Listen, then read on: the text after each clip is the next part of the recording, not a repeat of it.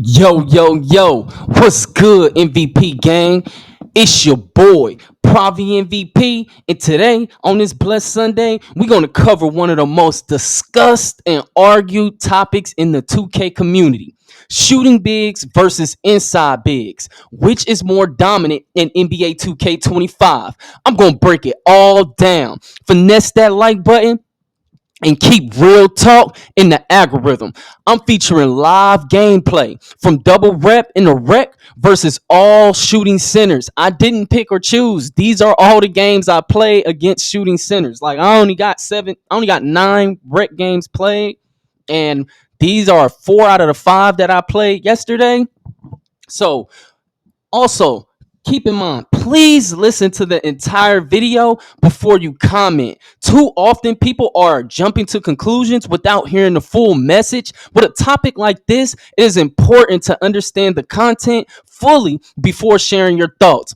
Also, don't forget, January 14th, going to be giving back to the biggest 3 supporters of the channel for the MVP, the real MVP giveaway. Also, you'll be able to send me your highlights or your mixtape via Twitter. You should be able to find my Twitter in my page description.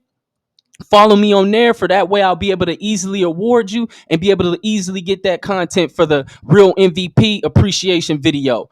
I'll also have screenshots of my current city level, also my hot zones on my inside big, and screenshots from when I myself was a shooting big, just to show you I can excel at both. Let's get into it. The power of the inside center. Let's talk about why the inside center is one of the most underrated forces in the game, especially when this game is featuring RNG.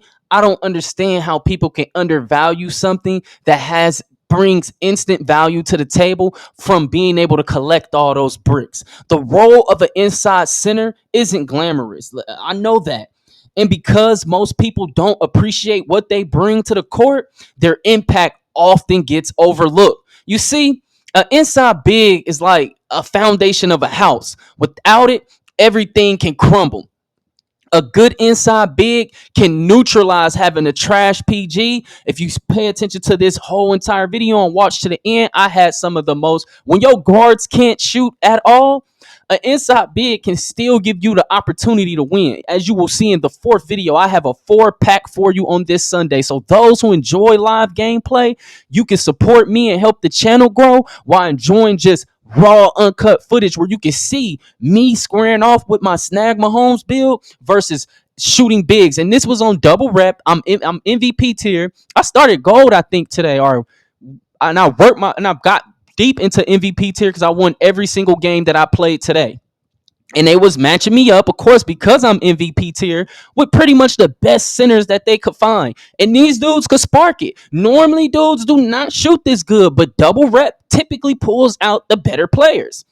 When you have a great inside center on your team, it changes the entire flow of the game. Screens are sharper, rebounding is secure, and the paint is locked down on defense. However, a lot of people fail to utilize inside centers effectively because they play 2K25 with a selfish mindset. Bro, I can't tell you how many times that I pass better than the guard. Like, I normally have to run the offense on my inside center because guards do not have the vision and they don't use icons. You can tell they don't use icons because they'll throw it to me and then I throw it to where it was supposed to be, not to me.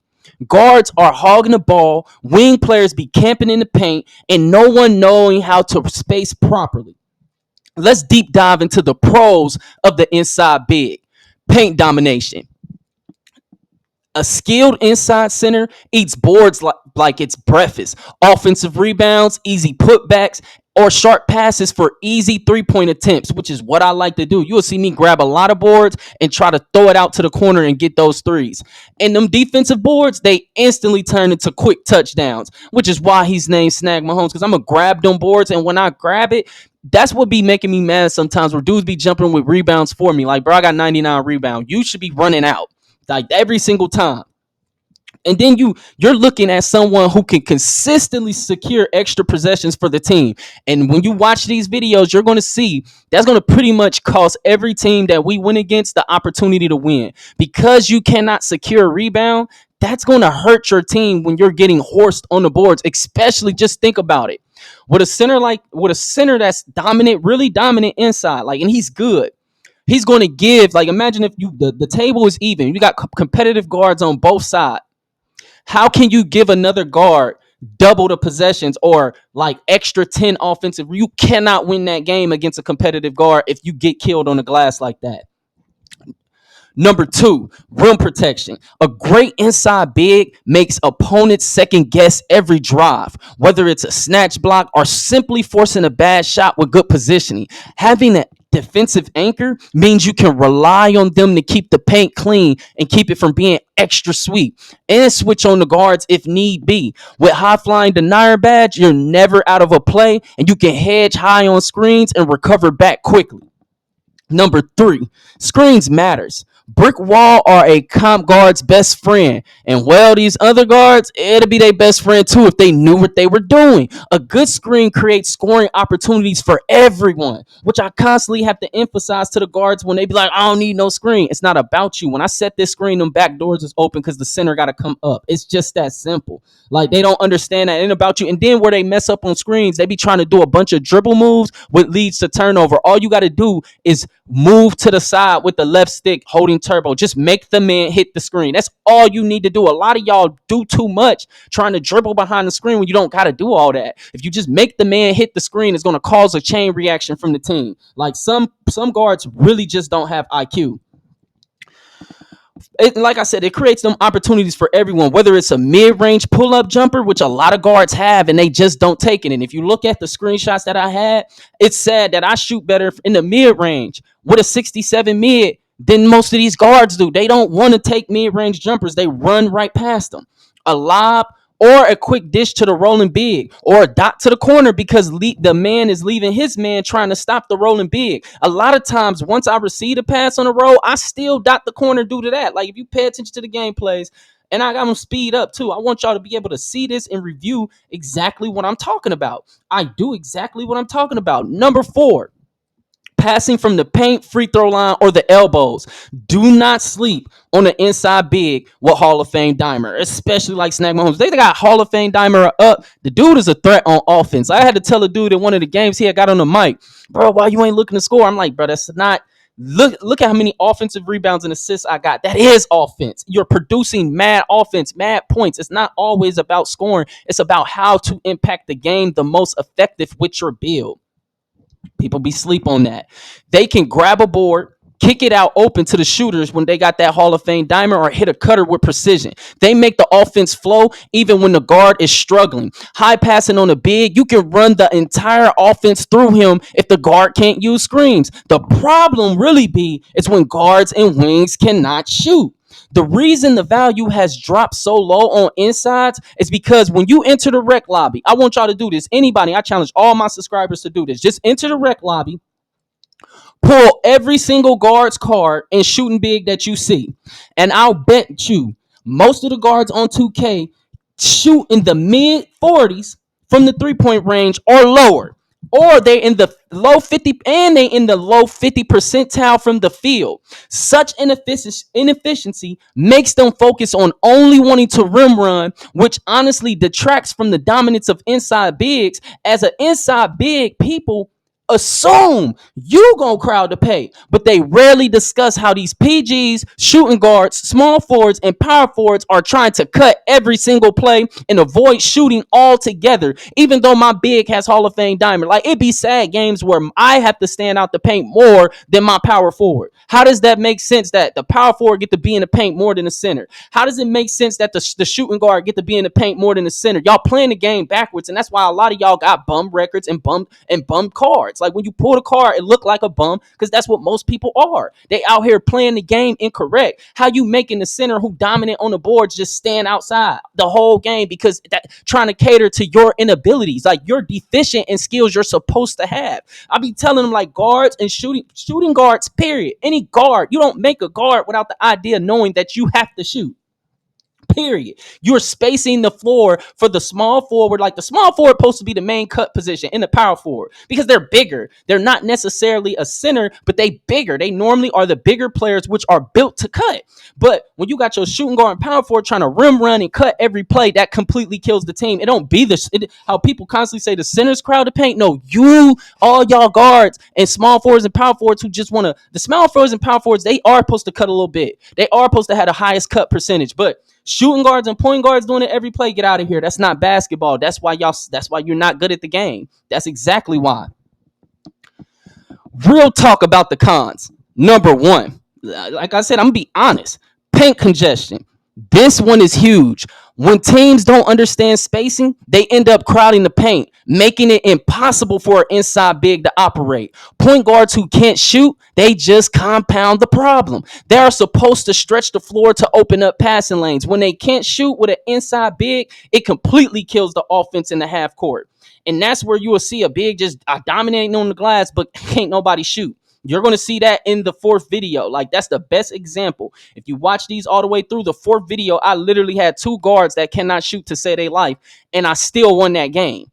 Because when you dominate the glass and you have IQ on a big, it's hard for a team to beat you, especially if the big that you're going against is soft. Like if he's an inefficient shooting big and you're baiting him and killing him, bro, you'll see what I'm talking about. Number two, this is honest. Like I said, I'm gonna give you real talk because every inside big cannot play like my inside big. Number two, guard dependency. Look, we all been there, grabbing offensive boards just to watch a guard brick wide open shots, wings brick wide open shots. It's frustrating, but it's the reality of being an inside big. When your team can't shoot, it literally limits your overall impact. Number three, one-dimensional scoring.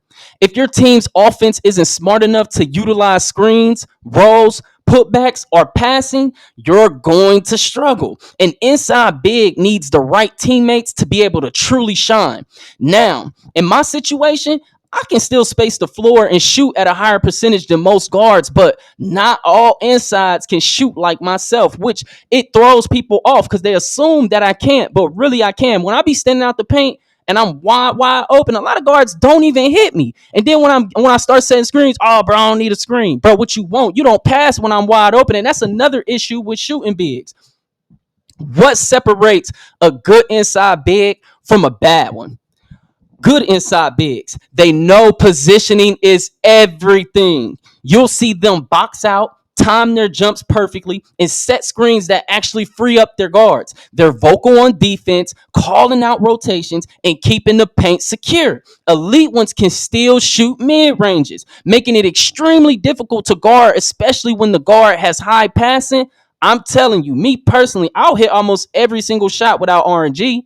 Without RNG, I probably wouldn't even miss on my inside big because I got my jumper down and I got my lethals and some hot zones. Like, I can shoot on my inside big.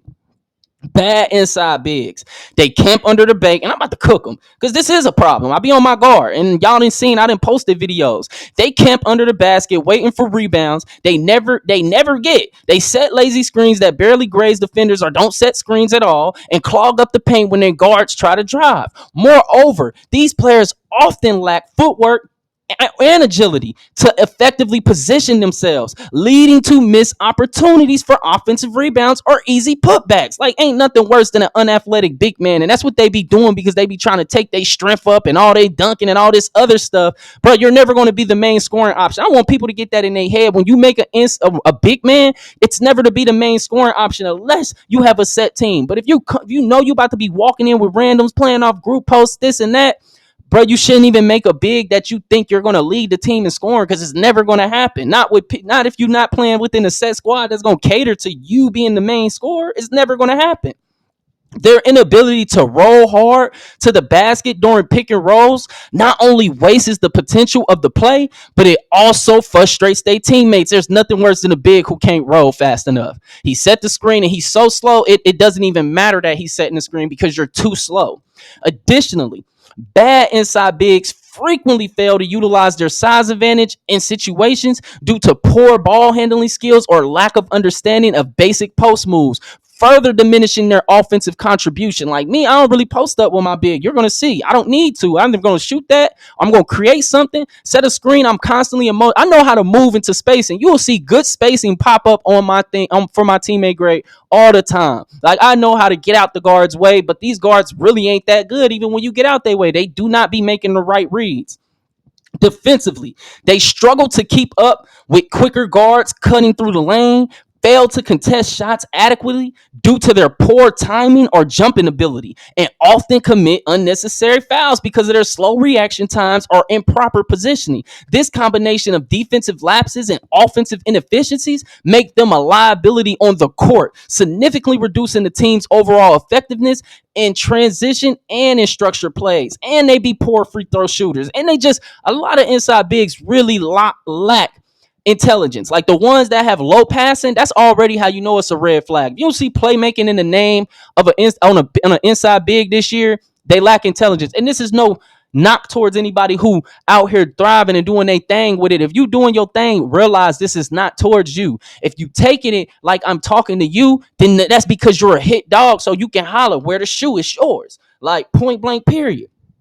The shooting center.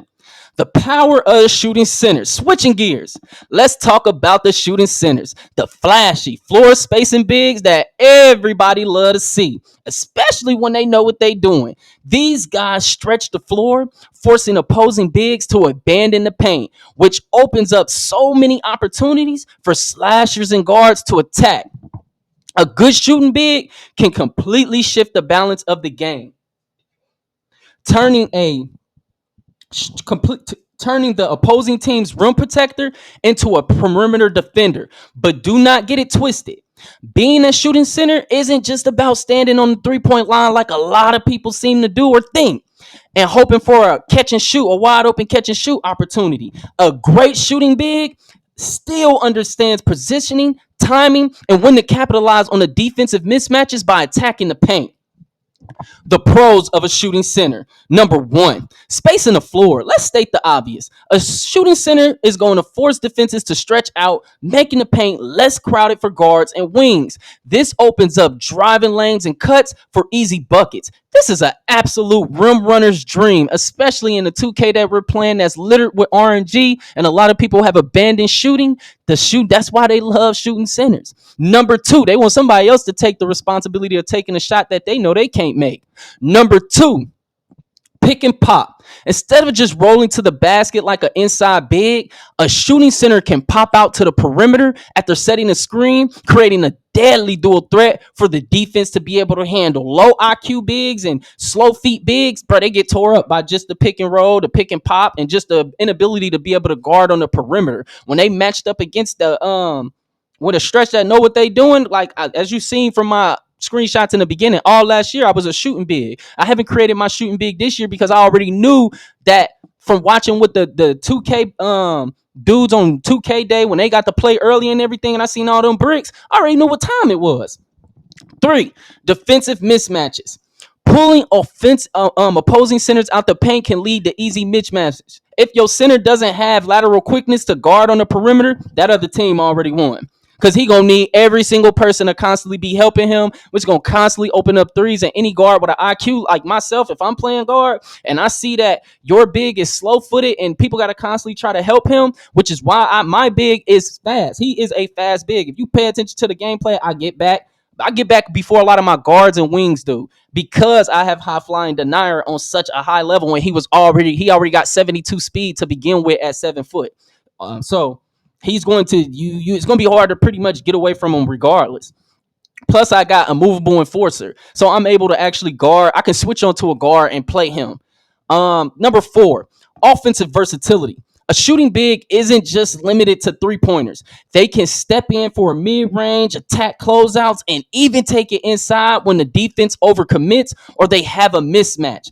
I'm telling you, that's when they really elite. It's that when they versatile, when you gotta struggle to guard them, bro. I ran into some stretch bigs this year that straight up busted Snag Mahomes and made me change how his badge layup was, because prior I didn't even have like what I'm telling you to really guard shooting bigs that's really good. You have to have that off ball pass at least gold or higher. If you don't, they gonna cook you. because especially if they know what they doing and they got it and they moving around with a guard who know how to pass, gonna have him slipping past you, sliding back, dexing the hell out of you. You gonna be getting cooked.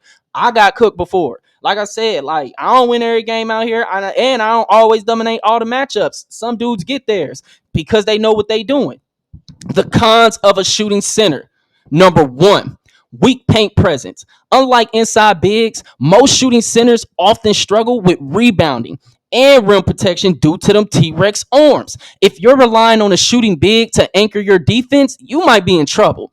As you can see in on the videos, every shooting center I went against, I absolutely killed them on the glass. And their defense compared to mine is laughable. That inability for me, I be running all around the defense, covering holes. Like I'm gonna bring a video because I had a subscriber request it on how to play defense as an inside big and how to take away, especially guarding shooting centers and making them ineffective. That's what the most point is. If you make their points and all of the stuff they do ineffective as to what they're actually giving up, because if you're killing them on the glass, and I'm talking about the way that you're gonna see in these videos, that is gonna make that impact of that shooting not that it's not that impactful. And these dudes was actually clipping it. Like I said, it was some good players on yesterday because it was double rep and I'm MVP tier. So they was putting me against bigs that could shoot. I was actually shocked. I actually was questioning if some of them was cheating because I'm like, yeah, this nigga's hitting every shot.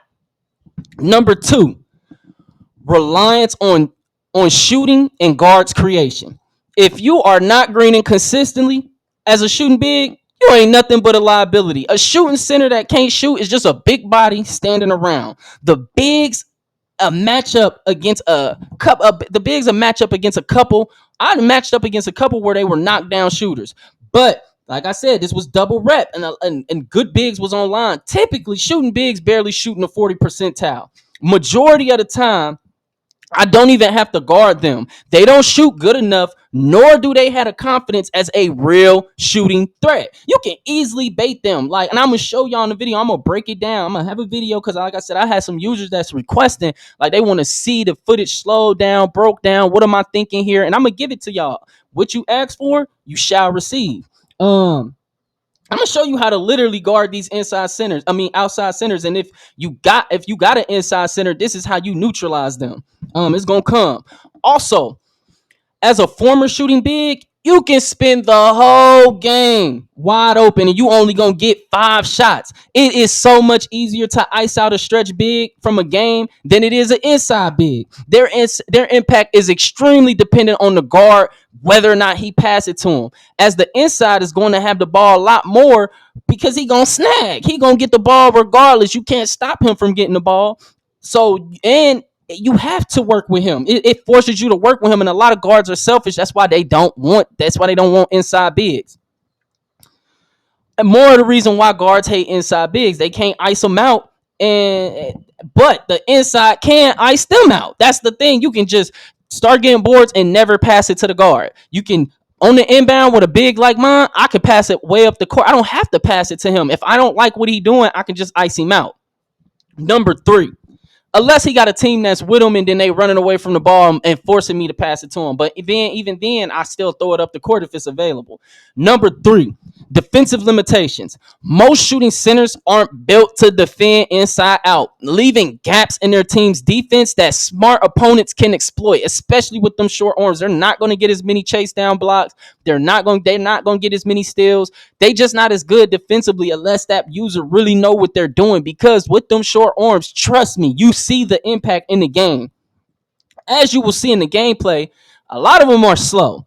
They can't even stop low efficiency guards, and their paint be sweet. They lack athleticism, as you will see me routinely beat them to the spot, outmuscle them, or simply jump over them for boards. A lot of centers be having to have their power forward and small forward help them or box me out for they can be able to get boards. It'd be sad. It happens a lot. Because they getting killed that bad on the glass, which completely neutralizes their fast break when you got to commit multiple people to just get one rebound. What separates a good shooting big from a bad one? Good shooting bigs, they understand spacing, timing, and consistently hit open shots. And they know how to rotate on defense to cover their lack of paint presence. And they typically have steal. If you're a real good shooting big, they got to have steal to do something to take away. Because I'm telling you, with T-Rex arms matched up against an inside center, bro, they're going to give up a lot of shit. Like, especially if the team they're going against know what they doing, bro. You can attack a shooting big, especially if they didn't make them right, which a lot of people do not. They be too overly focused on scoring. A great shooting big knows when to pop out and when to stay back. A lot of these shooting bigs honestly should be power forwards. That's how they made they big. And I got a game matched up at what with Snag Mahomes at power forward. Hilarious. Bad shooting bigs. They camp at the 3-point line, missing wide open shots and refusing to help on defense or contribute on the boards. They don't rotate, they don't hustle, and ultimately hurt the team more than they help. Inside center versus the shooting center, the verdict. So, which build dominates in NBA 2K25? The truth is, it really depends on your play style, who's controlling the player, and your teammates, and the game mode. In competitive play, both builds have their place. Inside bigs dominate the paint, control the glass, anchor the defense. They are the traditional powerhouses, excelling at rebounding, blocking shots, and scoring close to the basket. Their presence can deter opponents from driving, force them into less efficient outside shots. However, their effectiveness heavily relies on the team's ability to feed them the ball in the right spots and utilize their screens effectively. Shooting bigs stretch the floor, open up driving lanes, and punish defenders who don't rotate. And that's what a lot of people did in these videos. They were not rotating as I was taking away stuff in the paint and taking away easy drives. They did not rotate. And that irritates me about guards. They'll be right there and don't rotate. This type of center can shoot from beyond the arc, which adds a different dimension to the offense. They make defenses second guess when they step out to the 3-point line, potentially leaving the paint undefended, creating mismatches elsewhere on the court. Their versatility can lead to more dynamic offensive plays, but they might not provide the same level of defense presence around the rim or ability to switch onto guards or hedge onto screens. At the casual level, shooting bigs tend to be wanted more because most players don't know how to use inside bigs effectively. They also don't use shooting bigs effectively. They just want them there to open up rim running. They not calling no plays or cuts. They just rim running, and if they don't have it, not icon passing, they just pass. They don't even do skip passes. They be wanting shooting bigs literally just for they can rim run and have simple reads because they cannot make complex ones. Guards often ignore screens, miss wide open roles, or refuse to adapt their playstyles to fit the strengths of the inside center. This lack of coordination can make inside bigs less impactful in games where teamwork isn't a priority or when players are less experienced with strategic play. But if you're running with a squad that understands basketball IQ, inside bigs can be just as deadly, if not so more. The choice ultimately comes down to your team's needs, your ability to execute your role, and a team with good chemistry and understanding that can leverage an inside big strength to control the game's pace, dominate the paint, win the rebounding battle, which can be pivotal in close matches, as you will see in these gameplays. Conversely, if your team lacks shooters or needs space on the court, a shooting big might be the better choice to keep the defenses honest and exploit those mismatches.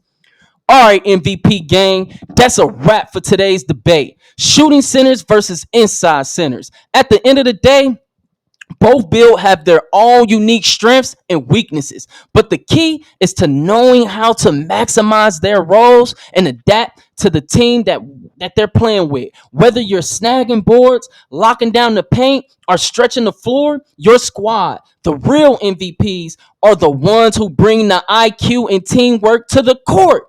If you vibe with the content, make sure you finesse that like button, sub to the channel, and drop a comment. Are you team inside or team shooting big? Let me know. And don't forget to hit that bell so you never miss another breakdown for your boy, PraviMVP. I'll catch you on the next one. MVP gang. Stay grinding, stay dominant, and I'll see y'all on the court.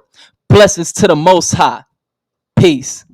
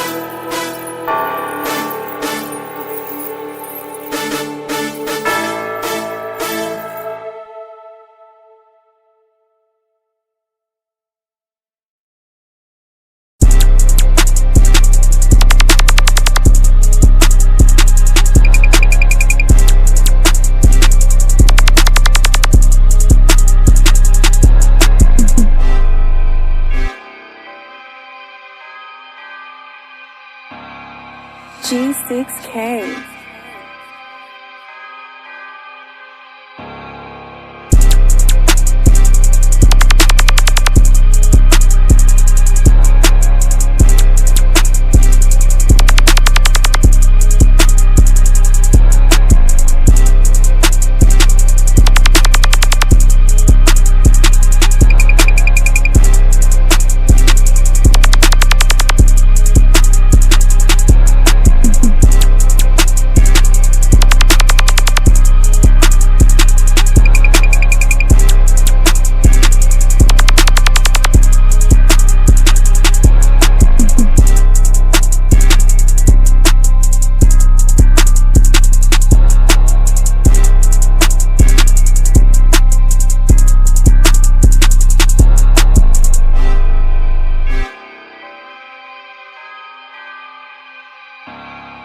G6K.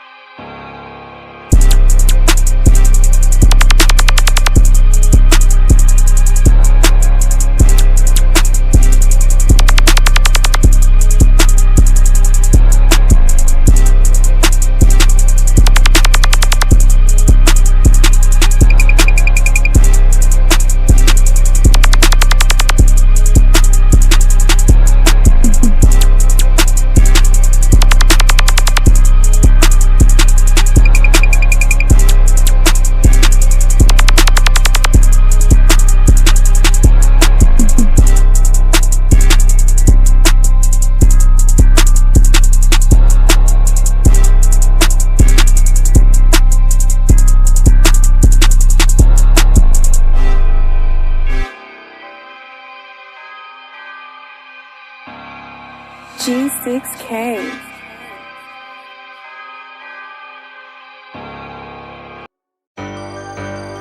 Vector.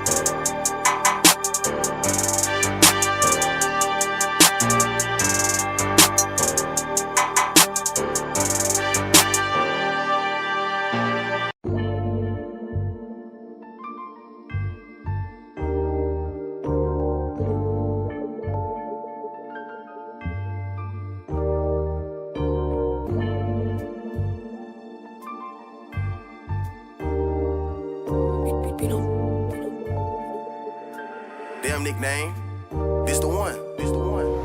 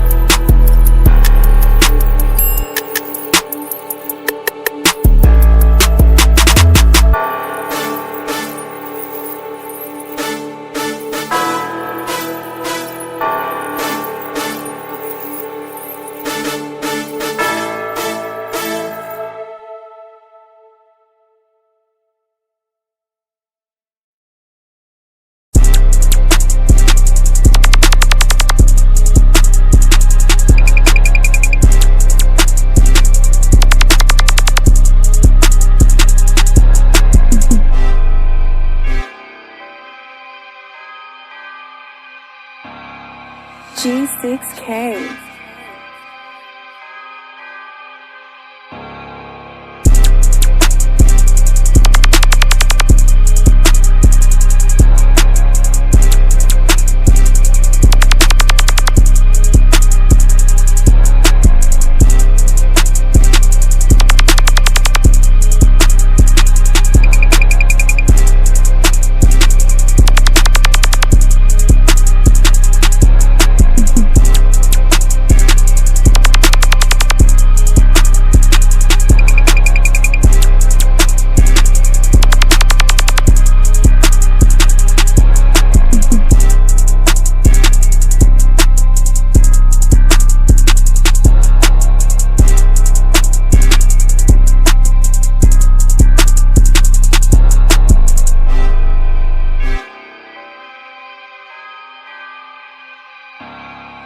G6K.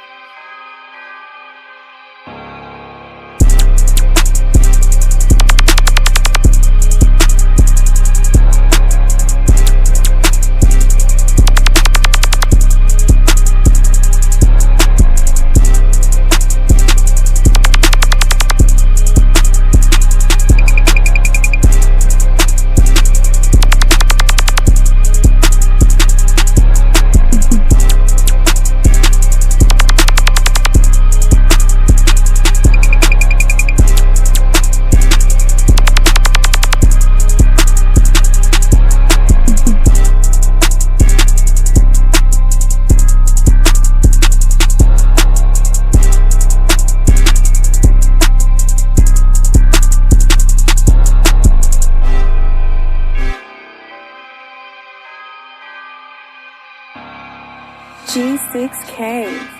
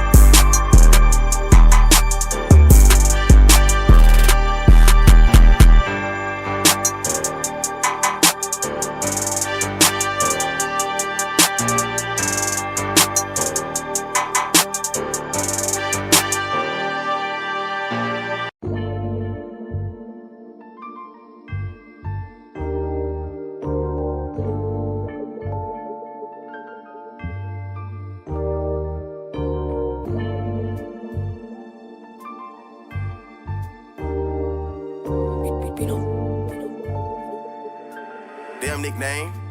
This the one. This the one.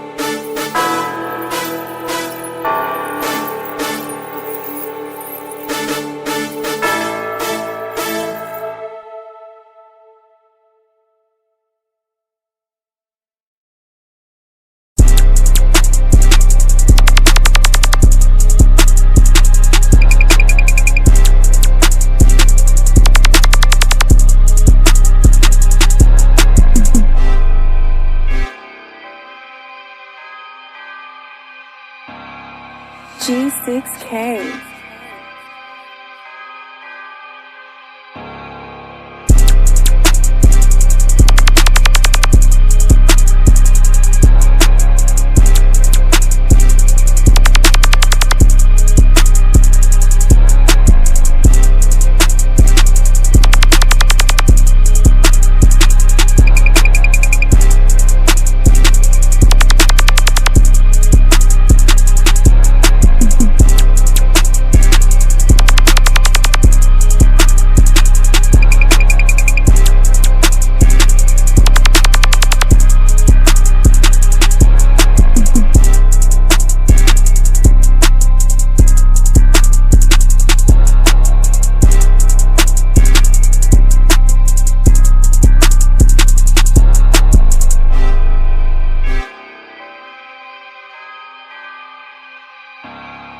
G6K.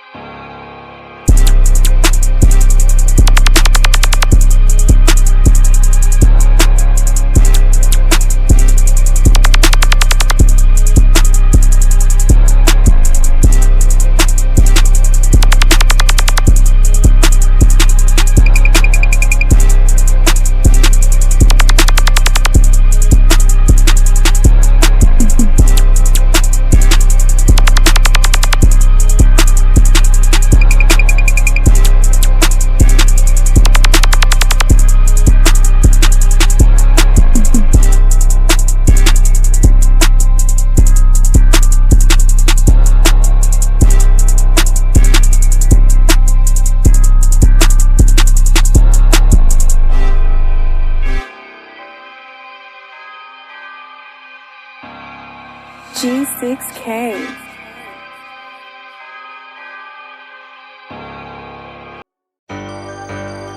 Vector.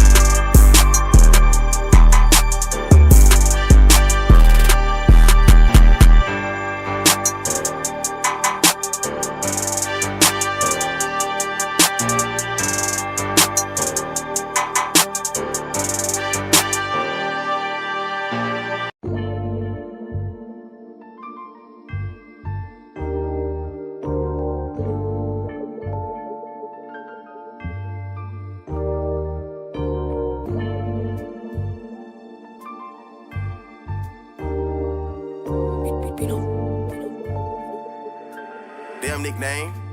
This the one. This the one.